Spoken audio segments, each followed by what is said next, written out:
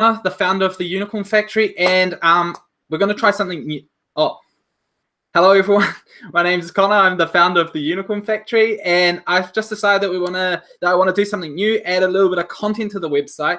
And what I've been wanting to do for a long time is kind of share some tips and tricks around becoming a better freelancer, and what other way to do it than to reach out to the freelancers that we already have on the Unicorn Factory and basically hear their stories, kind of figure out how they got to where they are now, and kind of learn from them. So in this first video, we have Dominic, who is a UX consultant from Wellington. He's been on the Unicorn Factory pretty much from the very beginning. And yeah, I've invited him along to share his story on how he got into UX and all those kind of things. So welcome, Dominic. Thank you for being the first to join. No worries. So first, straight off the bat, the first question I want to ask you is, how has this lockdown affected your business? So luckily I was in a contract, and the company I was contracting with has paid me throughout the time of the lockdown, which is very surprising as a contractor.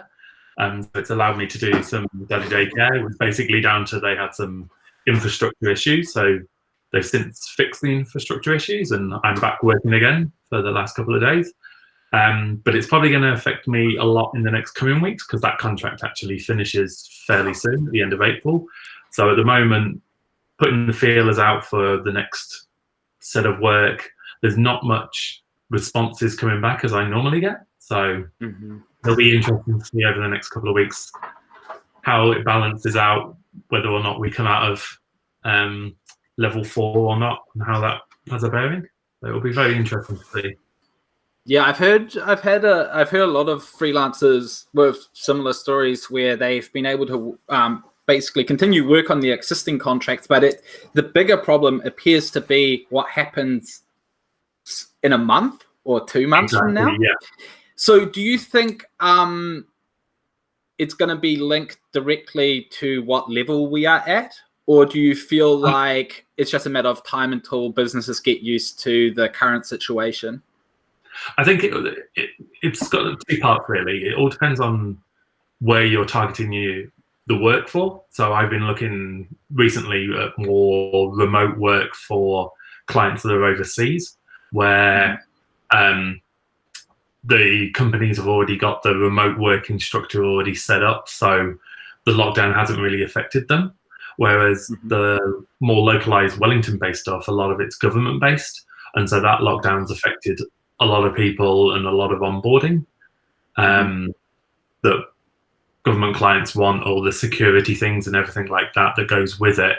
All those processes have stopped for new employees or for new contractors or for new providers. And so I can see that's going to take a lot of time for them to embed those processes, get those processes back up and running in more of a remote style. So that's why I deliberately have just been exploring other opportunities outside of New Zealand for companies that are already working in that way, in order to try and speed up the process and make sure that there's not too much of a gap between them. Although I haven't really actively been doing that as much, because obviously with the lockdown, schools shut, having to look after children, it's a different kettle of fish really than a normal look for a new contract at the end of the current one. Cool. So I want to come back to having a chat about how you're approaching finding new clients. But just for a little bit of context, I kind of just jumped straight into the whole COVID-19 thing. I think it would be nice for people to hear a bit about what it is that you do as a UX consultant, and potentially how you got into becoming a UX consultant as well. So kind of a bit of your journey to where you are now. Yeah. So overall, I've been in the software industry over 20 years, and I've worked across nearly all aspects of it. Starting out as a tester, working and doing a bit of development, automated testing, implementation consultant, technical pre-sale. And throughout it, it's often been, my journey's been, if no one else can do it, Dom can do it. And so I've picked up a lot of skills, and through that I focused mainly on three aspects, which was the consultancy pre-sales side, the business analysis, and the design work. And so with the pre-sales, there was a lot of opportunity of actually doing that initial designs, doing that initial fact finding, doing that user research before even the discipline of UX research actually fully came about, doing all those more analytical current state, future state stuff. And through that, I basically blended my logical side and my creative side, and found that for that, the best fit for me is UX design. But unlike the traditional UX design, because I've got all those other experiences with that logical thinking, I bring in a lot of the business analysis traits into my design, and also from my consultancy work and pre-sales, that's a lot of the initial service design. So I'm in a role as a UX designer, but at the same time I'm doing business analysis work and service design work. And also I often find myself then also doing a lot of training in organizations to help upskill and broaden people so that they can look at those cross disciplines rather than people just working in their own little bubble, so to speak, and actually working out those cross disciplines and how people handle those transfers. And so that's how I really came into it. It's just literally an organic flow of all my past things and blending them all together.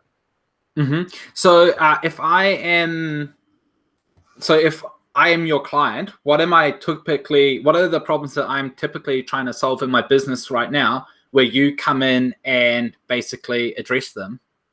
Yeah, so it differs greatly depending on how I've come into the organization. Quite often, because people are thinking, I've got this. Well, it also depends on the maturity of the thought process of the organization. So they might come in and go, we've got this idea, we need to validate whether or not this idea is viable. And so I then come in more from the research point of view, looking at the research, looking at doing rapid prototyping, co-design workshops in order to get the idea more formalized, or even running a design sprint on that. Or I'm brought in later on in the piece where they've already done that idea and they need to expand on that research, work out what their personas are, then go into doing actual wireframes and producing the wireframes and user testing those in order for them to be then developed. So it's all the way across both the research and the design aspects. Nice. And so you've been doing that just self-employed, or did you get started working in businesses kind of? Yeah, so I started working in businesses, and then in 2012 I went full-time and set up my own company.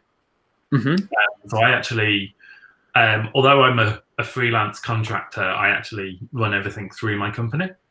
And currently there's just the two of us working through the company, but in the past I have expanded it up to 7 people when I had the work that was there, and also was looking at doing some product development of my own ideas.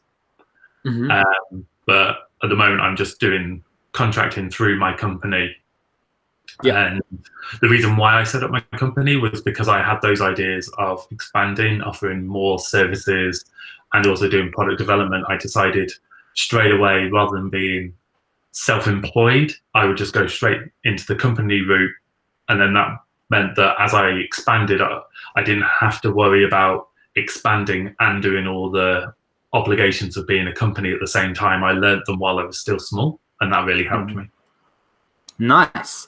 So going back to 2004 when you set up your 2012, sorry. And so so what was that transition for you like? Say like the first few months of being out there by yourself? It was actually the really easiest transition ever. I had decided that I was working for a company. I decided that I wanted to go into contracting and freelance stuff. And literally a friend of mine runs her own company who's works as a vendor. And I was going around to her house for a barbecue and literally put on the bottom of the email, like it was like, what do you want us to bring to the barbecue? PS, I'm quitting my job, going contracting. Do you have any work? And she replied saying, yes. Can you be a BA/designer? And I was like, yes, that's what I do. And she was like, oh, come in tomorrow. I went in the next day to talk to her, and she had the client actually in there for a different meeting and introduced me as, this is Dominic, he's your new BA designer. So it actually was really the easiest switch for me, whatever, because I literally went in to have a conversation with her and she had already told the client that I had got the job. So for me, it was actually really easy. Amazing. And then just from that and organically through the people I know in my network, it's been quite easy to get my next roles. Okay, so you got their first client, and then from there, they were just organically, you just started getting more work, and that essentially established like your initial client base then. Yeah, and also because I know a lot of, when I came to New Zealand in 2008, and I got a job working for a Microsoft vendor, and through there, a number of those people that I worked with there went on to work for other companies, but I stayed in contact with them. And so I've had quite a close relationship with a number of vendors. And so it's meant that whenever I'm available, if I put something out, normally one of those vendors needs some help. So although in some ways my company, if it was larger, would be a direct competitor, because I'm on the smaller side, they don't see me as a competitor and they just see me as an extra resource. That I've worked with like 9 different vendors within Wellington and Auckland in order to provide services under their banner. Yeah. Oh, so that's been really good. I have a couple of roles that have been through recruiters as well. But the one thing that I've made sure when I do anything through recruiters is that the contract doesn't lock me into them going forward. So for instance, having a contract whereby I've been brought in by the recruiters for project A, if while I'm working with them, another project comes up, if they go to market to find people, then my company's allowed to respond and say, we can do the work. And if I get the work, I don't have to go through the recruitment company. Yeah. But if it's anything to do with project A, like for instance, they add additional scope or there's a phase 2 of that project, then if I'm working on it, then I keep it through the recruitment company. And that way it keeps the recruitment company happy, but also gives me opportunity to expand. Awesome. Well, there's actually one other thing that I wanted to touch on what I've seen that you do is you do a lot of speaking as well. I saw that you were speaking at the UX conference, and I saw that you posted some stuff up on NZ Tech Startup and in our Slack channel. And I'm really keen to hear how speaking has kind of impacted your business as a whole, because I know a lot of people have done it and they use that as a way to kind of get themselves out there and generate work. But where has speaking fit into the entire picture for you? Yeah, one thing I really like, because I've had that vast experience of working in all the different disciplines, I like sharing that because it actually helps a lot of people, because a lot of people have I've just been doing this and this is my job. And so it does it. So previously in the UK as well, I did a lot of training and a lot of meetups in the areas that I was working there. And I wanted to really continue that. So I've spoken at the last 2 UX Homegrowns. I've run workshops there. Both of those have been around taking both business analysis and data analysis skills and bringing them into the UX field. And then at UX New Zealand, I did 20 tips in 20 minutes as a vibrant launch to the afternoon session to make everybody feel alive in the second afternoon. And then I've also, even last week, I did a live webinar of Ask Me Anything, where like people across the internet were asking me questions and I was just answering them in order to share my knowledge. And I think it's really important that you actually share your knowledge.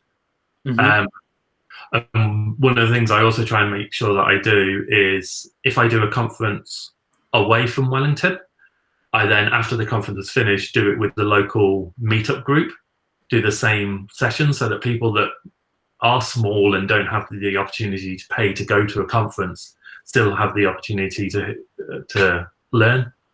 And so I think that's really important as well, not just making it exclusive for conferences, but also share it across the board. Nice. So how do you find conferences to speak at? Do they reach out to you, or do you research them yourself?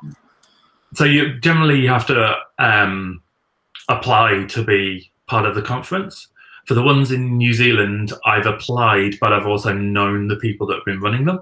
So that's been an advantage. So for instance, with my speaking at UX New Zealand this year, I applied, I got through, and one of the people that was in the organisation panel had actually been to my workshops the previous 2 years at UX Homegrown.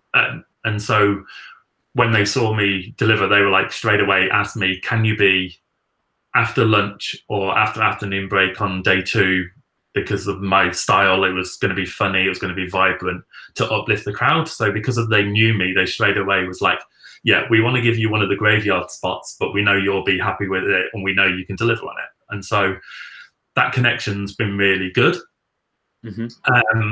But generally you have to apply, and then other people that also apply get to review other people's. And so that's quite good as well, because you can often spot the larger corporations who are actually trying to reframe one of their marketing talks actually as a conference talk when it's actually a sales pitch. And so I quite enjoy pointing those out, and that's quite good. But definitely speaking has given me lots of opportunities, because quite often within the meet and greet afterwards and before, you get to meet people, and when they realize you're a speaker, you often get more people come up and talk to you about what you said and about this. And so I have got a number of opportunities out of speaking as well. So it's worked both ways, that I've shared my knowledge and I've got work out of it as well. Yeah, I definitely think that like a lot of people sometimes are a bit concerned about sharing their knowledge, like, because I feel like sometimes people feel concerned that they are giving away their IP, or that you are kind of, I don't know, giving away the secrets of the trade. What are your thoughts on that?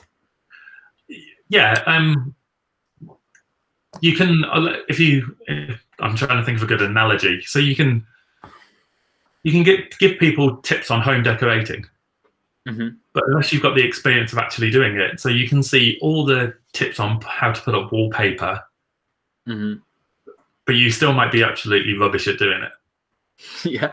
So you've got to have the experience and the things in there. Also, one of the things I try and make sure that I do with all of my talks and all of my workshops is that they're at different levels.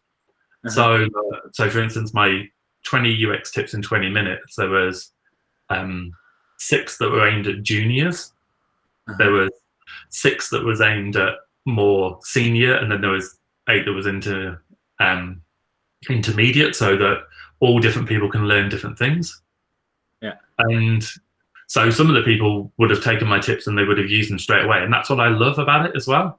So I remember the first year that I did UX Homegrown, I was doing analysis techniques for designers. And the next year I went back, and a couple of people came up to me and was just like, oh yeah, you know, I was in your workshop last year, you know, this tool here, we actually do a lot of work with schools, and we've adapted it in this way to work for school-age children. And I thought, oh, that's great. They've taken what I've developed and they've adapted it for their environment. And so I wouldn't probably use it in the same way as they're using it, because I'm not in that environment. But for them, it fitted perfectly. And that's what those bits that you hear are always great. Awesome. So key takeaway for anyone watching this, don't be afraid to share what you know. Yeah, and I think also as well, don't be afraid of actually presenting, because one of the things that quite a lot of conferences do is they actually get you to meet with speaking coaches and everything. So you can go through workshops and you can go through exercises that can make you more confident to be on the stage. Mm-hmm. And so this time around at UX New Zealand, there was about 6 or so people that before the conference, they'd probably spoken to a room of 10 people maximum. Mm-hmm. But through the camaraderie of the people that were speaking and through the training, they had the confidence to actually go up on stage and do it. And it's when you see them come off stage when they finish and the sense of relief, but that beaming smile that they've achieved it, it's great to see. Absolutely. Yeah, I spoke at a conference last November, and at the time it was so high stakes, but once it's done, it's like you feel really good about just going out and doing it, and like there's so many pros that come from it, like long term, just the amount of people that remember seeing you there, hearing you speak, and just reaching out to you. It's definitely something worth looking into. So I just want to jump over to talking about just like working for yourself in general. Just want to touch on a few little things where I'd like to hear your insights and your thoughts. And I think one of the things I want to talk about is what you briefly touched on at the start of this conversation, which is that you are now going out and having to look for new clients. So I'd just kind of like to hear from you how you approach it. Like, how do you approach finding the right clients, and how do you reach out to them? How does that process look for you? Yeah, so because I'm at the senior level, there's some places that it's not worth me looking. So for instance, you've got all these Facebook groups and things like that where people share things and people are looking for people to help out. And it's really, they're looking at more the junior side of it. And then you've got the remote working where it's basically out of a small shop that's basically more offshoring or nearshoring development. And so again, those are often looking at junior intermediate. So it's making sure that you're looking at in the right places for your level. Mm-hmm. So an example would be Hyper Island. It's a website that's based in Europe that does courses across design, but they also have jobs boards there, and they've got it quite good set up where you can clearly easily see whether or not a freelance job is an intermediate or it's actually an internship, or whether or not it's actually can be remote. And you've got to make sure that you're looking in the right area for what you need. Mm-hmm. The other thing is that I look at quite large clients. So recently I've been working at Westpac, doing some work, Ministry of Health, and the TA, and the TE, and Ministry of Social Development, Weta Digital, and all large organizations. So in order to get the larger organizations and look for those, you have to have the contacts within there at the right level. So it's no point in those organizations going someone that works in the design team. You need to know who the general manager is of the area that's dealing with a project. Because for those larger organizations, all the decisions are made at a too high level that if you know someone who works there, you can get in as a contractor. Mm-hmm. And so obviously it's hard getting those people that you know in there, and that comes just through experience and time. There's no quick fix for that. Mm-hmm. So do you do email outreaches to them, or how do you basically let them know that you're available? It's often through like LinkedIn messages. Ah, okay. For those larger clients. Nice. And so I feel like sometimes an issue that a lot of people have is like you work in an area where a client, for example, doesn't know what they don't know. So they don't know what to look out for. How do you approach that conversation with a client? How do you get... This is where you've quickly got to change it from email correspondence to actually having a meeting, be it in person or over the internet as it is now. Yep. So that they can understand those benefits. So for instance, I did some work with Medical Assurance Society, who were developing a new website, and they wanted to do a mobile app in the future.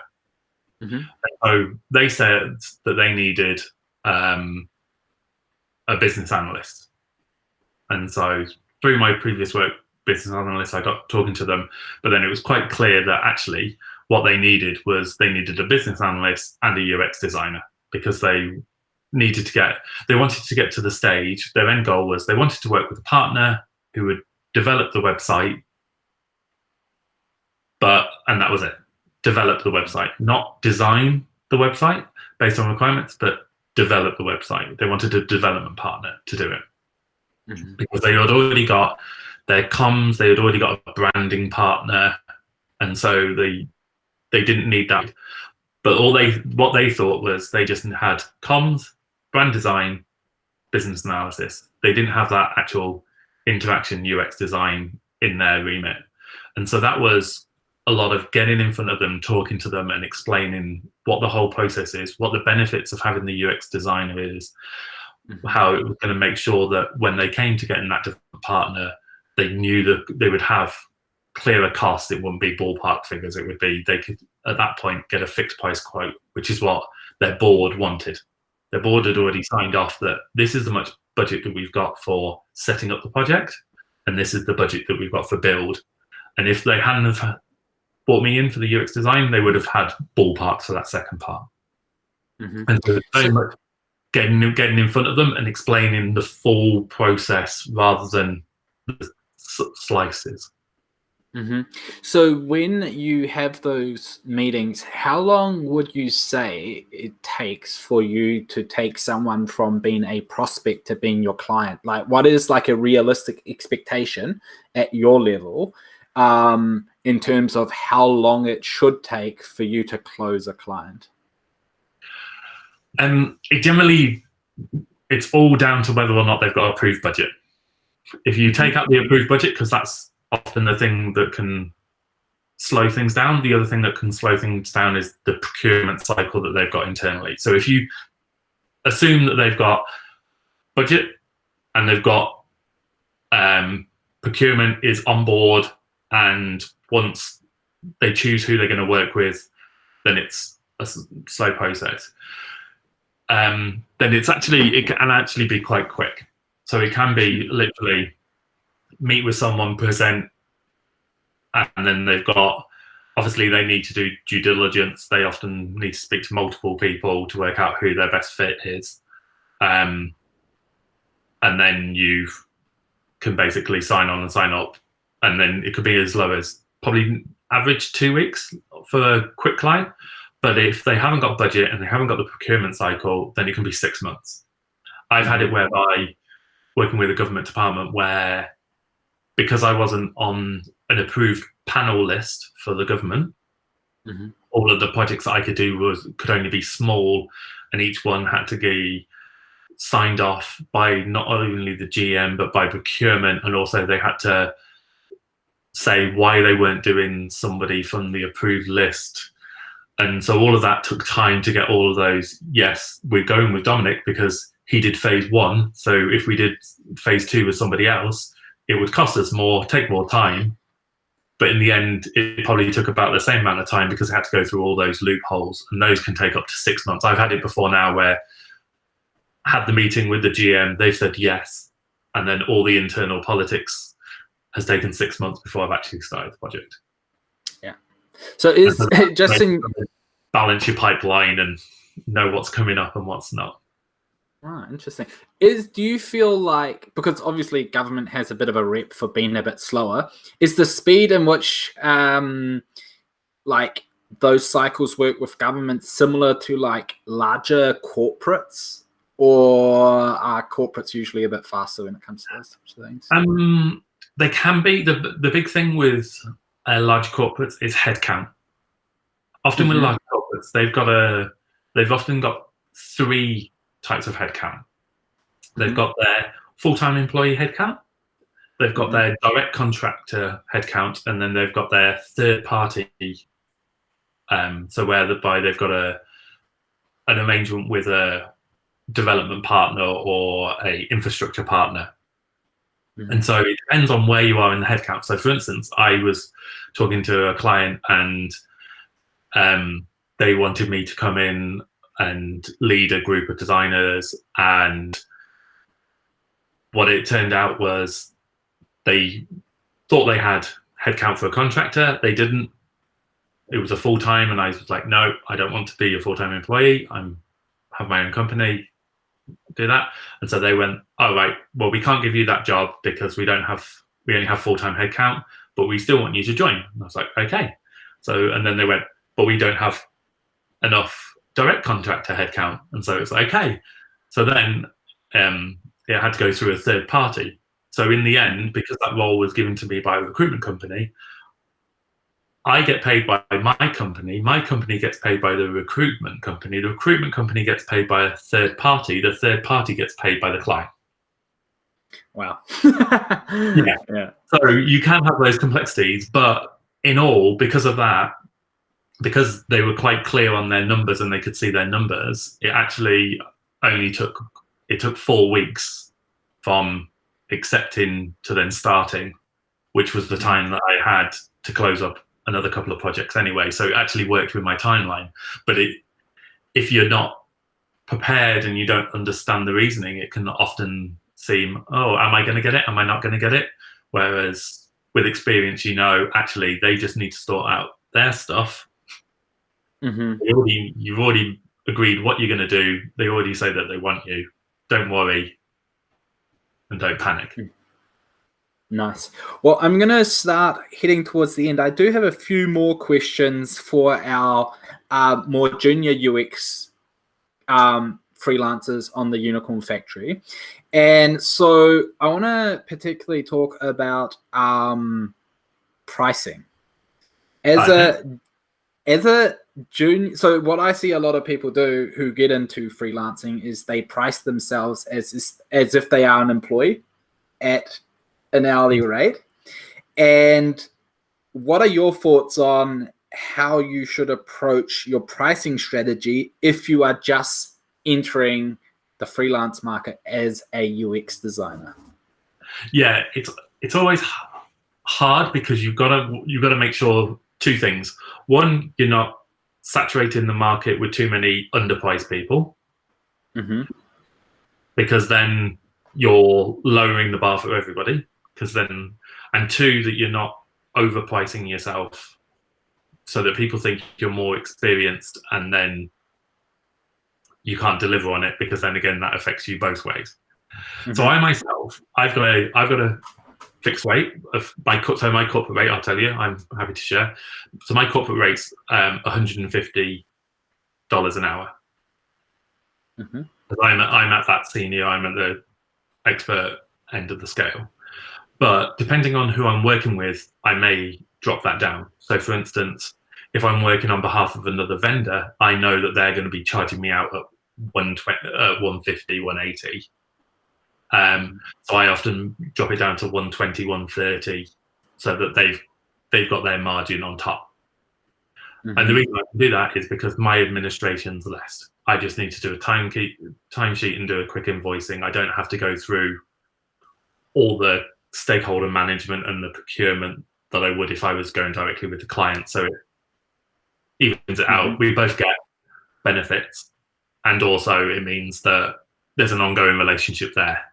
They know that I'll only charge them for the hours that I'm actually working, unless we've got an agreed hours per week that I've had with some clients, whereby, for instance, I may be working on, they've agreed 30 hours a week, and I may only do 20 hours for the vendor, but those other 10 hours I'm also helping them grow their internal teams, which is quite often what also happens. So getting the pricing right isn't often a hard thing.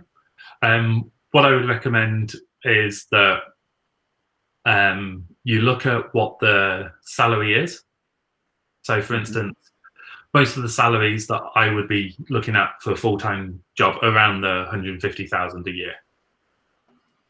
And so you can even just go on it by a simple divided by 1,000, and that's your hourly rate.